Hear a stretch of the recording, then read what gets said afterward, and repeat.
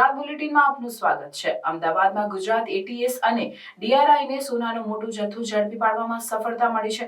જો કે મકાન ભાડે રાખી આ સોનું સંતાડનાર મુંબઈનો શેર બજાર ઓપરેટર હજુ પોલીસને હાથે લાગ્યો નથી। કરોડોની કિંમતનું વિદેશી સોનું, વૈભવી જ્વેલરી, કિંમતી ઘડિયાળ, રોકડ રકમ સહિત 100 કરોડથી વધુ મુદ્દામાલ કબજે કરાયો છે। પાલડી વિસ્તારમાં આવિષ્કાર એપાર્ટમેન્ટના 104 નંબરમાં મકાનમાં ગુજરાત એટીએસ અને ડીઆરઆઈએ જોઈન્ટ દરોડા પાડ્યા। ગુજરાત એટીએસના ડીવાયએસપી એસએલ ચૌધરીને મળેલ બાતમીના આધારે બંધ ફ્લેટમાં તપાસ કરાવી તો કરોડોની કિંમતનું ગોલ્ડ મળી આવ્યું। આમ તો ફ્લેટ કડીના રહેવાસીનું માલિકીનું છે, પરંતુ થોડા સમય પહેલા મુંબઈના મેઘ શાહે આ ફ્લેટ પોતાની બહેન મારફતે ભાડે લીધું હતું।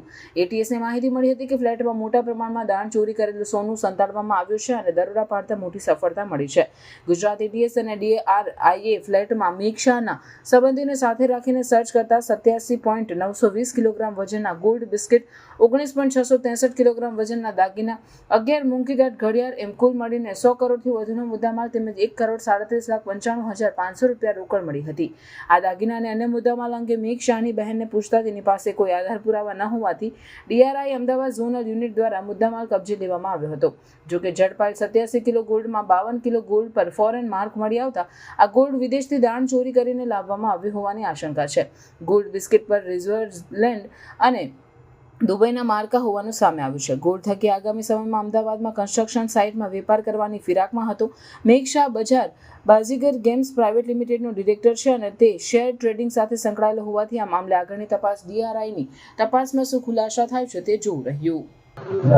થોડા દિવસો પહેલા ડીવાયએસપી એસએલ ચૌધરીને એક બાતમી મળી હતી કે એક પાલડી ખાતે આવેલ એક ફ્લેટની અંદર વિદેશોથી ઘૂસણખોરી કરીને લાવેલ ગોલ્ડનો મોટો જથ્થો રાખવામાં આવેલ છે। આ ઇન્ફોર્મેશનને હ્યુમન અને ટેકનિકલ અને વિવિધ પ્રકારથી આને ડેવલપ કરવામાં આવેલ એક ટીમ બનાવવામાં આવેલી, જેમાં ડીવાયએસપી એસએલ ચૌધરી સિવાય PI Nikhil Brahmbhatt, PI S Chavda, KB Solanki અને બીજી એક ટીમ લગાડવામાં આવેલી।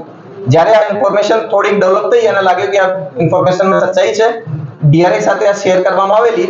ડીઆરઆઈ અમદાવાદ ઝોનલ યુનિટની ટીમ અમારી સાથે જોડી અને આ જગ્યા ઉપર આ જોઈન્ટ ટીમ દ્વારા રેડ કરવામાં આવેલી।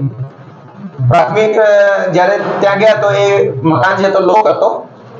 જાણવા મળેલ કે આ મેઘ મહેન્દ્ર શાહ નામક એક માણસ છે જે મુંબઈમાં રહે છે, એને દ્વારા ભાડે રાખવામાં આવેલ છે। એ માણસના રિલેટિવ્સની ખોજબીજ કરીને અને આની ઉપસ્થિતિમાં આની વિડીયોગ્રાફી હેઠળ એ ઘરની ઝડપી કરવામાં આવેલી।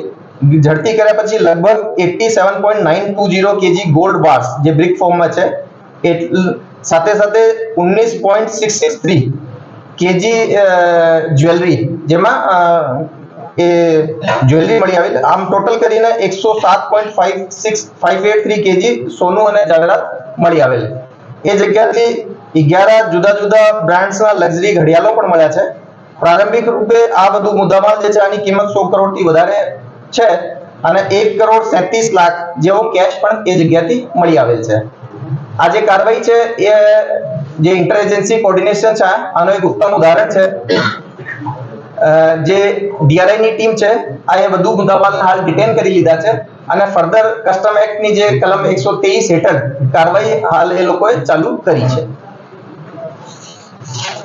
સર, આ બંદી કોણ હતો આરોપીને આટલું સોનું તેના દ્વારા શા માટે રાખવામાં આવ્યું? જો અમે પ્રાઇમા ફેસી એક ઘરની જે માલિકી છે, ઘરના જે ભાડે રાખ્યા હતા એ બાબતનો પ્રારંભિક તપાસ કરીને તમને નામ બતાવ્યું છે કે આ જે ઘર ભાડે રાખેલ હતો એનું નામ મેઘકુમાર મહેન્દ્ર શાહ હતો।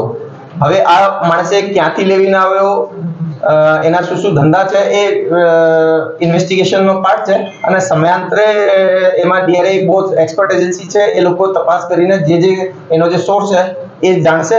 હા, પ્રારંભિક તોરે અમે આ જરૂર કહી શકીએ કે આ જે 87 કેજી જે બ્રિક ફોર્મમાં મળ્યો છે એમાંથી અંદાજિત 52 કેજી ઉપર ફોરેનનો આ હોય એવા માર્કા મળી આવેલ છે।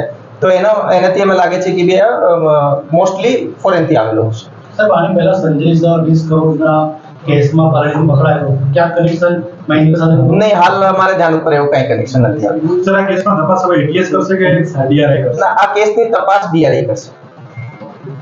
સાહેબ, આ કેસને લઈને જે લોકો ભાડે મકાન રાખેલું છે એમને આપણે જાણ કરી છે, એમને ખબર છે કે આપણે રેટ છે, એમને નોટિસ આપવામાં આવી છે, નિવેદન દેવામાં? જો સૌથી પહેલા અમે જે માણસે એના ભાડે રાખેલ છે એના જ રિલેટિવ પાસેથી એની ચાબી મળી આવેલી છે।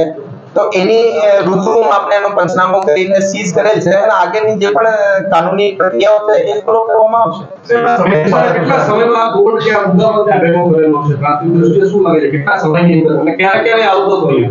જો કારણ કે એમાં તમને કીધા કે એ જે એક મકાન લોક રાખવામાં આવતા હતા અને એ જગ્યાનો ઉપયોગ ફક્ત એ લોકો સ્ટોરેજ માટે કરતા હતા. જે મુખ્ય જે શંકાસ્પદ માણસ છે જેનો એ માલ થઈ શકે એ હાલ કબજા હેઠળ નથી. જ્યારે એ આવશે તો એ બધી જે બાબતો છે એ બધું ક્લિયર થશે.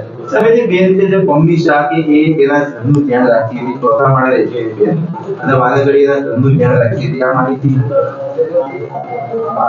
હા, પૂરો question રાખતી હતી કે નહોતી આપણી તપાસમાં સામે એ અમે કીધા કે આપને ખબર છે કે આ કાલે આફ્ટરનૂન ઇવનિંગ થી મારો ઓપરેશન ચાલુ થયો. આજે એટલી મોટી ક્વોન્ટિટીના સીઝર કરતા અમને સવાર પડી છે અને ડીઆરઆઈ એની લીગલ જે પ્રોસિજર છે એ આગળ કરી રહી છે.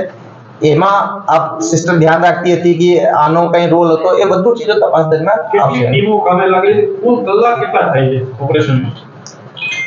લગભગ 3 દિવસ પહેલા ઇન્ફોર્મેશન મળી હતી. 2 દિવસે અમે એને ડેવલપ કરી અને કાલે લગભગ આફ્ટરનૂન થી ડીઆરઆઈ અને એટીએસ ની ટીમના લગભગ અમારા લગભગ 18 થી 20 માણસો એમાં લાગેલા હતા અને ડીઆરઆઈ ના બીજા અધિકારીઓ કર્મચારીઓ પણ એમાં જોડાયેલા હતા.